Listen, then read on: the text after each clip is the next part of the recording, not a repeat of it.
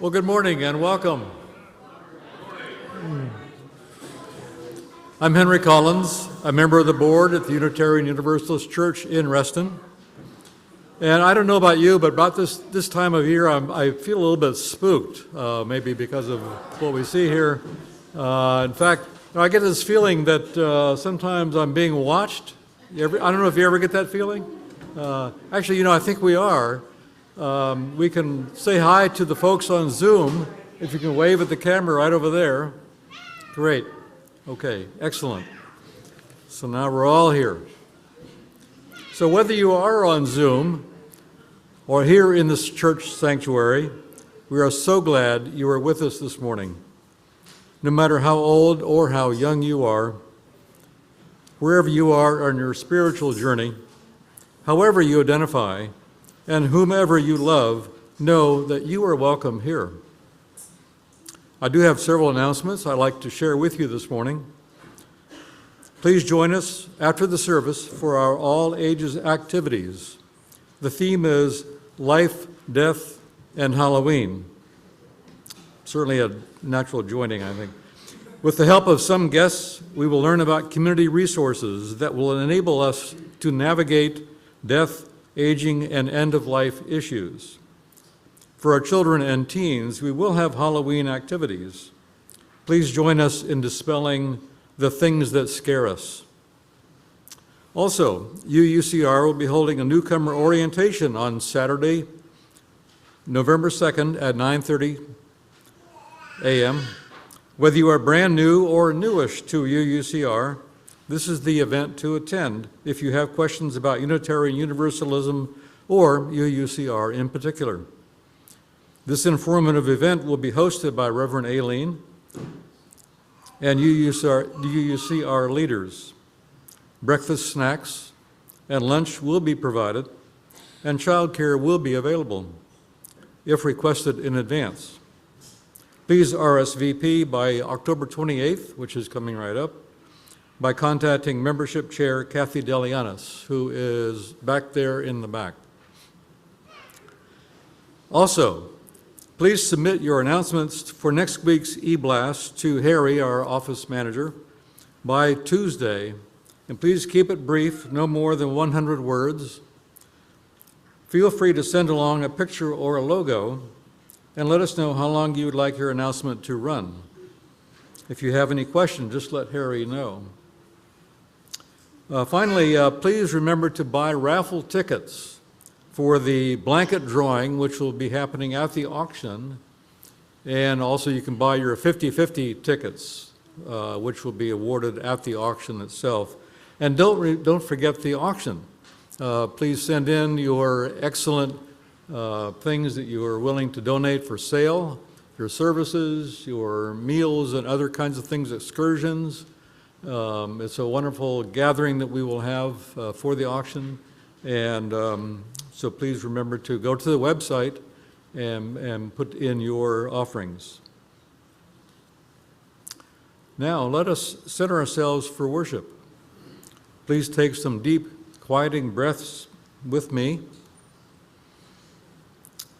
and let us enter our time of worship together as we enjoy this morning's prelude.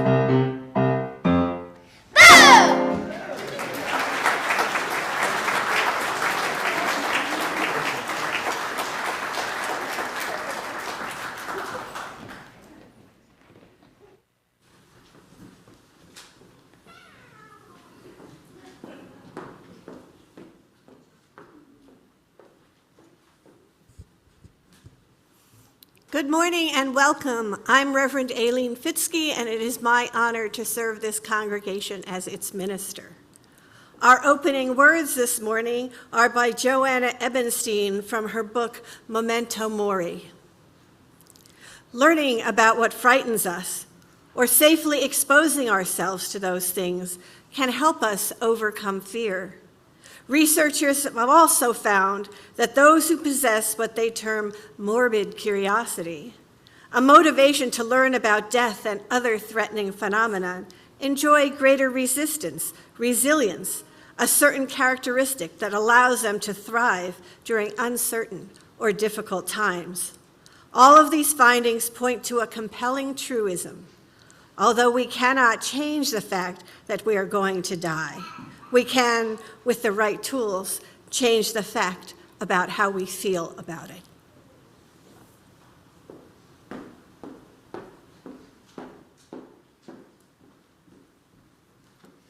Our opening hymn today is hymn number 1012 in your teal hymnal, When I Am Frightened. The words are also on the back of your order of service, so please rise in body or spirit and join us.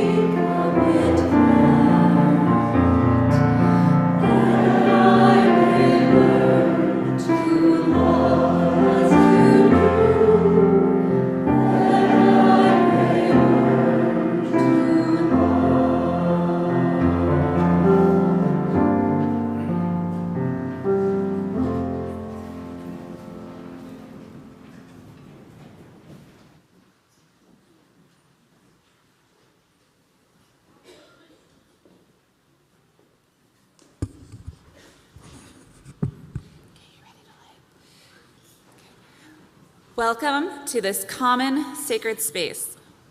Common because we are all welcome. Sacred because here we transform the ordinary and attend to the profound.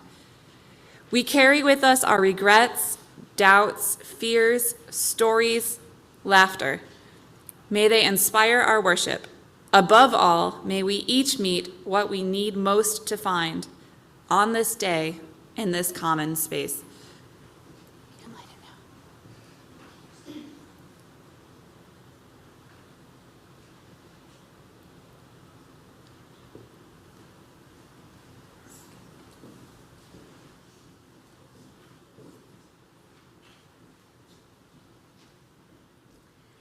Here at UUCR, we have a special tradition where we sing our covenant together every Sunday as a way of recommitting to each other. Love is the spirit of this church. So we will remain seated as we sing our covenant together.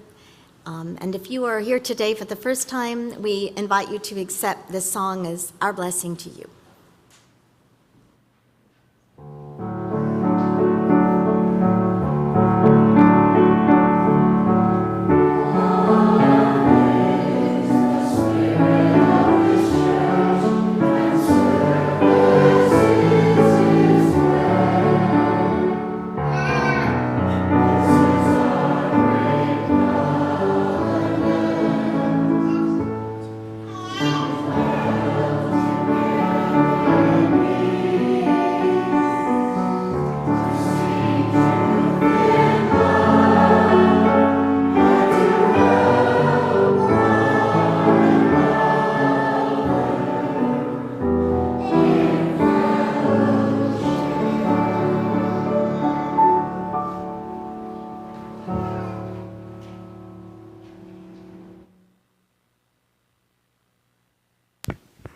Good morning. Now is the time for all ages. So if you're feeling young of spirit, please come forward.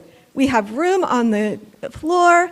And after the time for all ages, we'll have a costume parade. So if you're wearing a costume and want to move closer, we have a few seats nearby. So welcome, everyone. I wonder, has anyone here ever been afraid of the dark? Anyone? Yes, I see a few people here. When I was a child, I wasn't extremely afraid of the dark, which was a good thing because my parents did not believe in having night lights in the bedroom. But one night, it was dark and stormy, and I got nervous. When it was time to go to bed, I looked underneath my bed to make sure nothing was there that would grab me in the middle of the night. I climbed into bed, pulled up the covers, and I listened as the thunder got closer and closer. And I had troubles getting to sleep. I turned this way and then rolled around, and then at one point I turned, and in the corner of my bedroom, I saw a monster. Yes, I was scared, but I didn't run out of the bedroom to my parents because the monster might have gotten me. I didn't yell to my parents because I thought the monster would probably hide and my parents wouldn't believe me. So I pulled the covers over my head and I waited, and I waited, and I waited, and nothing happened. So I started to peek out, and as my eyes were uncovered, there was a huge flash of lightning that lit up my room like daylight. And in the corner, I saw the monster. It was a hoodie that was hanging on the back of my chair. Yes. So I got up and I folded the hoodie up and put it on the seat of my chair so I wouldn't be scared the rest of the night. And after that, I wasn't scared of monsters. So I hope we'll hear more about your experiences, and I think we have some monsters in the house today. If you are dressed as a monster, a witch, a goblin, or anything at all, I invite you to join our costume parade. Yes. If you're sitting up here, just line up in front, looking out towards everyone in the seats. A few people need to go back for props, and if you're dressed up and want to join them, line up across here. and look out, and in a line, walk towards Mr. Henry, wave to them at the window, walk to Mr. Henry, and then carefully behind me, because in a line. So if you will walk in the purple, you'll walk behind me and towards the AV desk, and everyone follow.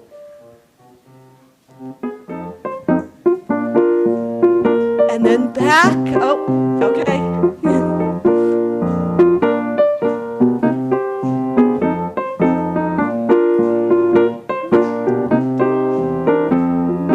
And just come on back, go down, and back down the aisle.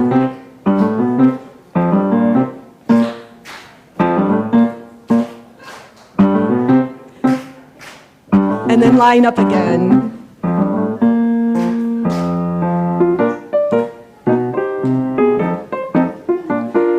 And we have one other joining us.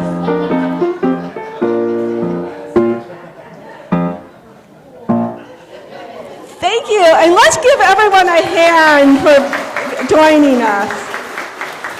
Thank you so much. Happy Halloween, and you may take your seats now. Carefully.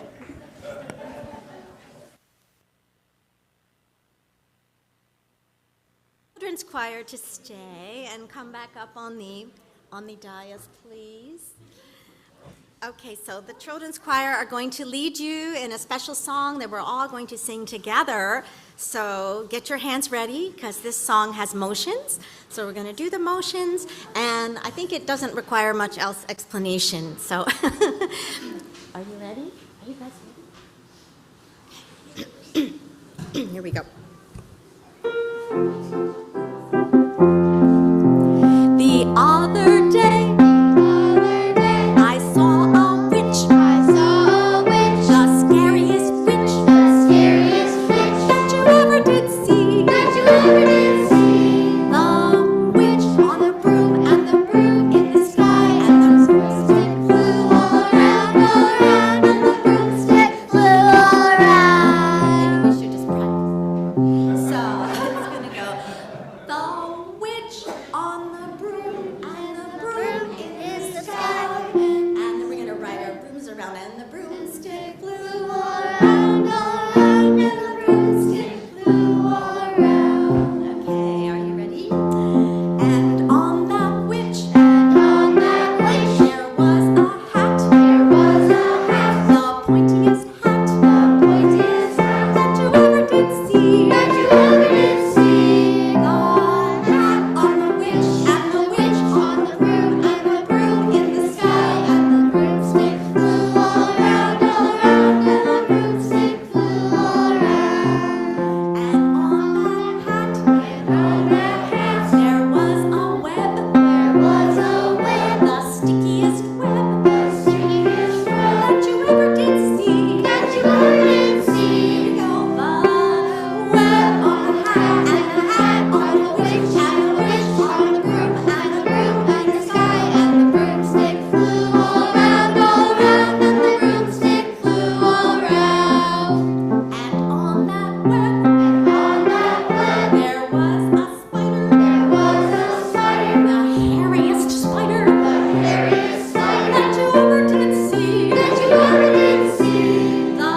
spider on the web, and the web on the hat on the witch, and the witch on the broom, and the broom's in the sky, and the broomstick flew all around, and the broomstick flew all around. And on that spider, there was a bug, the ugliest bug, that you ever did see. The bug on the spider, and the spider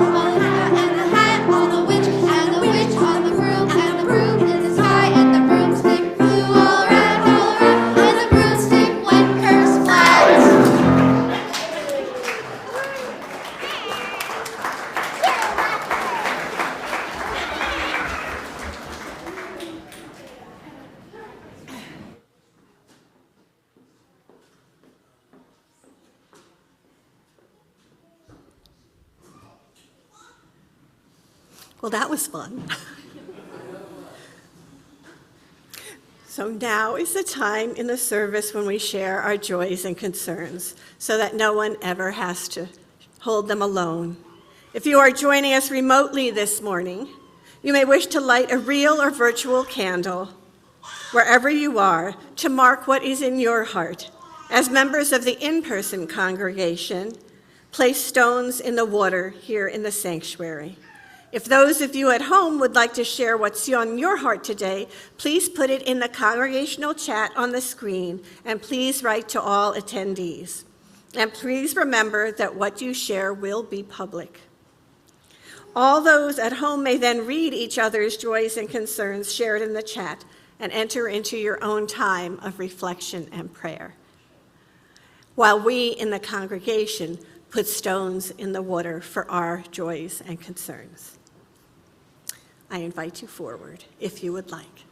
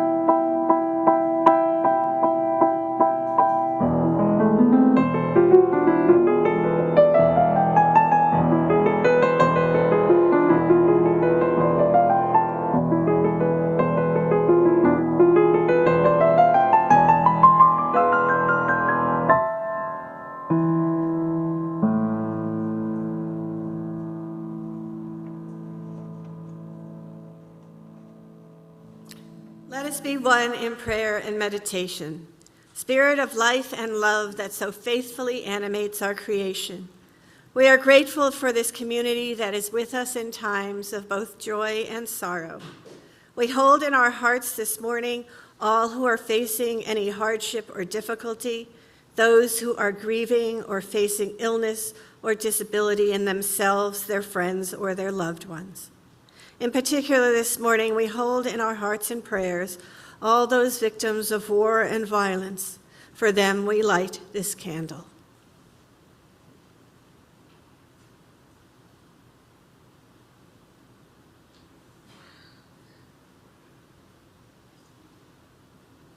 Let us take a moment of silence.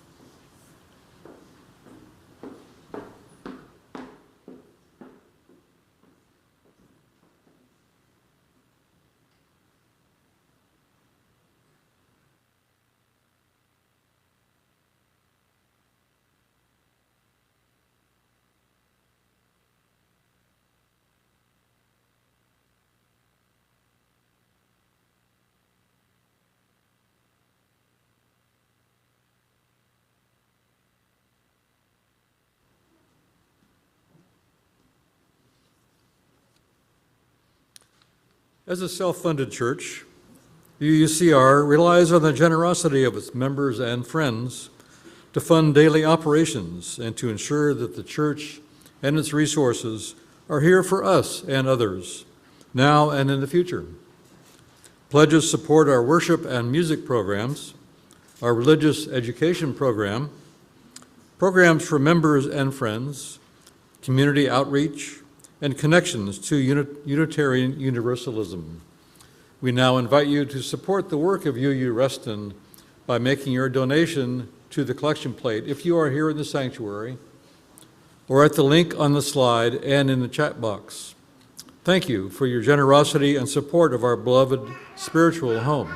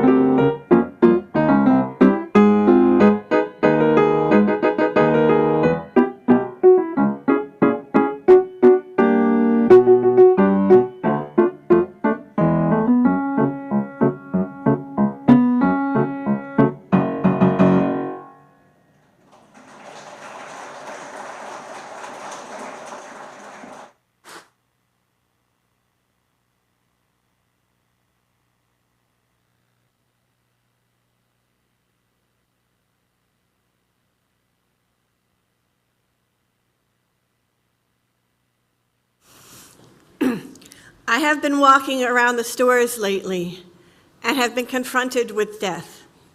Not my own mortality kind of confrontation with death, but the never-ending displays of Halloween decorations everywhere. There are skeletons, gravestones, and miniature graveyards. Larger-than-life skeletons greet me at Home Depot. I live around the corner from the Herndon Halloween house, whose decorations just get more elaborate year after year. If you haven't seen it, you should go. My friend sent me a Facebook photo of this old house with artificial skeletons crawling all over it. I love this stuff. Halloween is one of my favorite holidays. This over-the-top playfulness and parody of death is often our way of releasing our own fears and anxieties about death and the other things that scare us.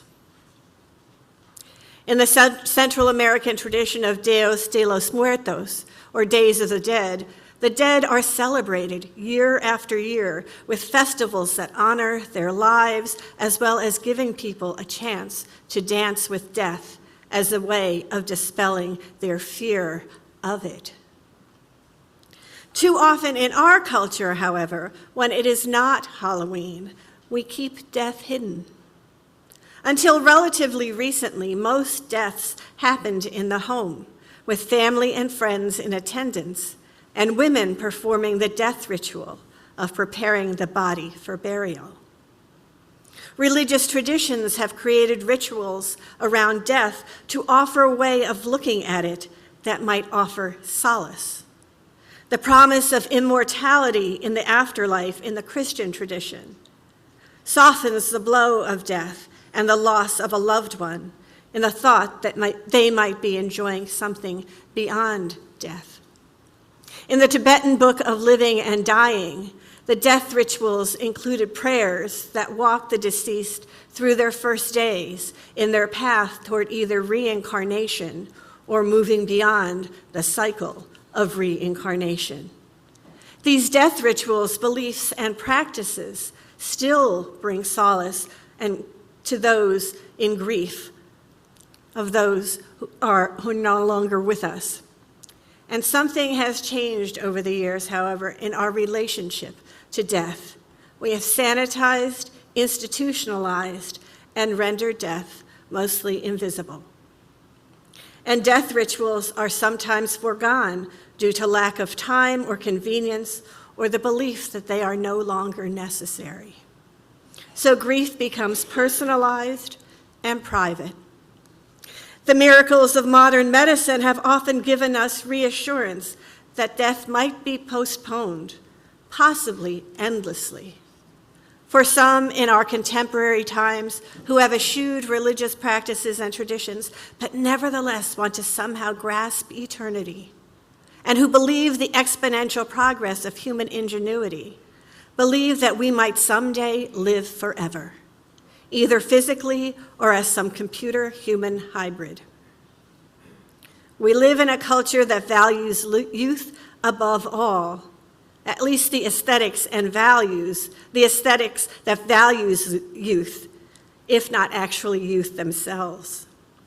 The practice of keeping death hidden, or even the denial of death as inevitable, makes us believe that aging and death will not happen to us. The amount of money spent on advertising, convincing us that we never have to age, is a testament to this denial. For those of us who don't have grandiose visions of physically living forever, however, is not aging, is not death, in fact, an impetus to life?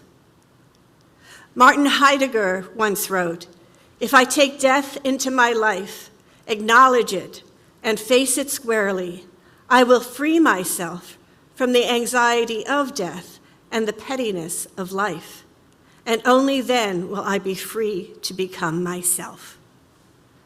His greatest fear was not death, but immortality.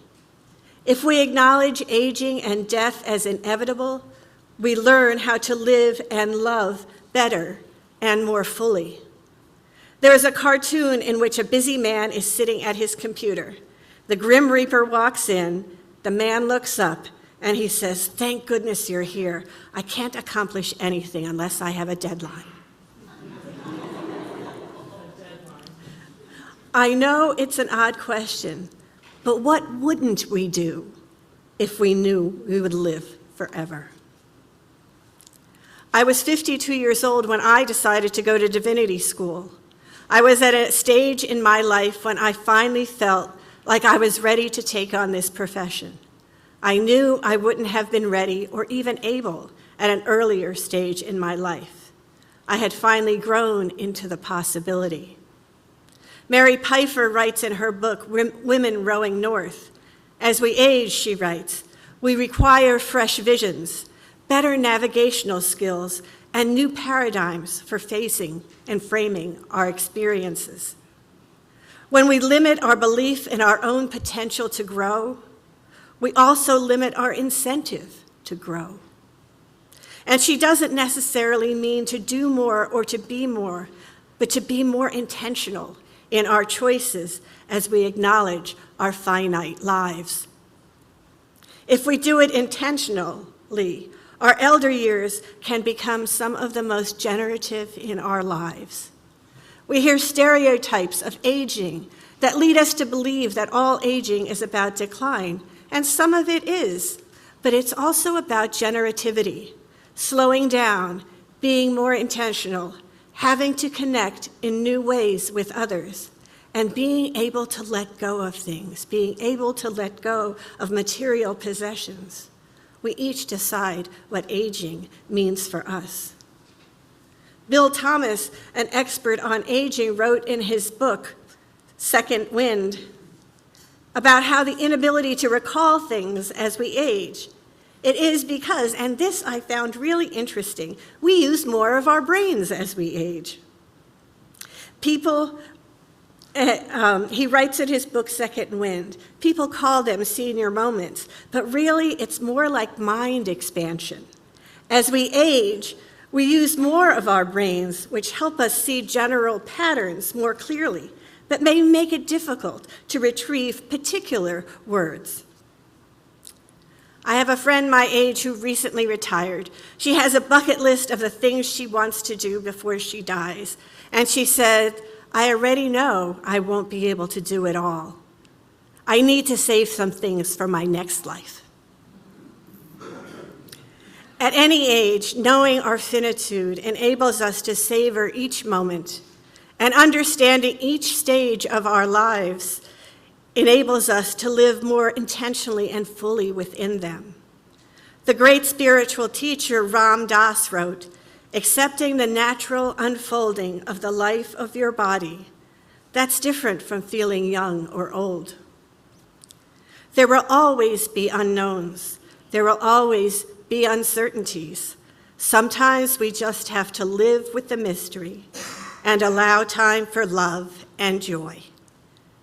And I have an image. Do we have the image? Do you all get the image? Okay. So I leave you with this image.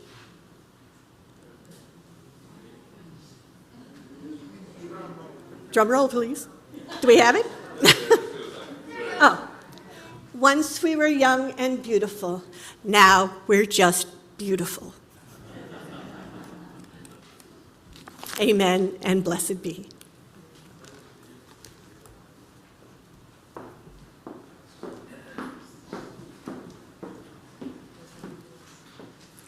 Our closing hymn is number 354, We Laugh, We Cry. Please rise in body and or spirit and join us.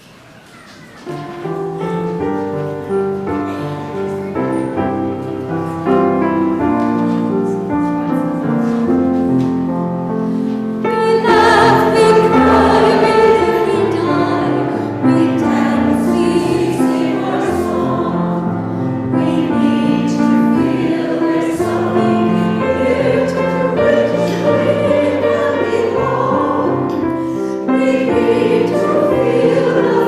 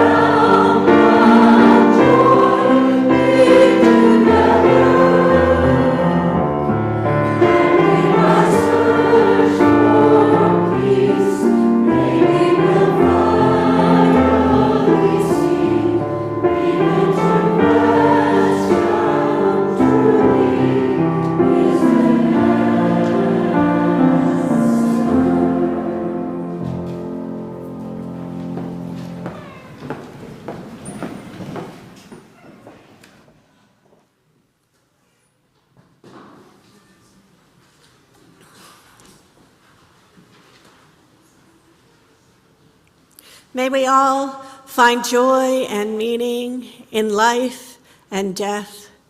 May we all realize our true generativity, our true intentions to live with a more beautiful, thoughtful way of being in the world. Amen, and blessed be.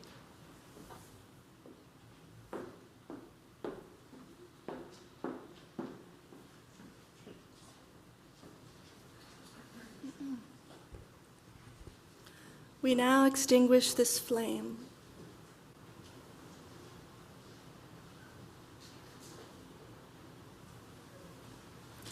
But not the light of hope and truth, the warmth of community, nor the fire of commitment. These we carry in our hearts until we are together again.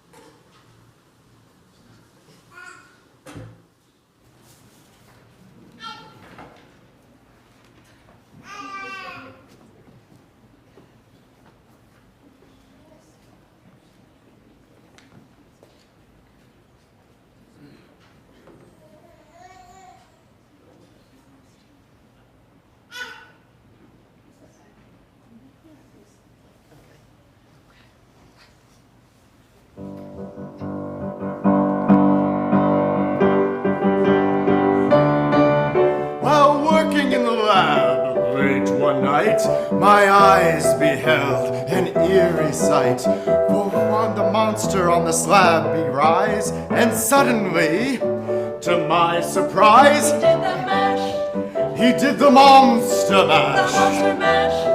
It was a graveyard smash.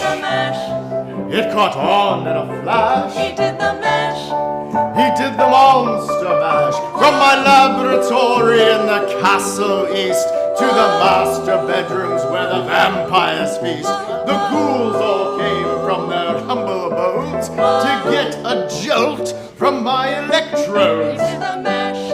They did the monster mash. It was a graveyard smash. It caught on in a flash. They did the monster mash. The zombies were having fun. The party had just begun. The guests included Wolfman, Dracula, and his son. The scene was rocking, all were digging the sounds of Igor on chains backed by baying hounds. The coffin bangers were about to arrive with their vocal group, the Crypt Kicker Five. They did the monster mash. It was a graveyard smash. It caught on in a flash. They did the monster mash. Out from his coffin Drax's voice did ring. It seems he was troubled by just one thing. He opened his lid and shook his fist and said, "Whatever happened to my Transylvania twist?" It's now the monster mash. And it's a graveyard smash. It's caught on in a flash. It's now the monster mash. Now everything's cool. Drax a part of the band, and my monster mash is the hit of the land. For you, the living, this mash was meant to. If you get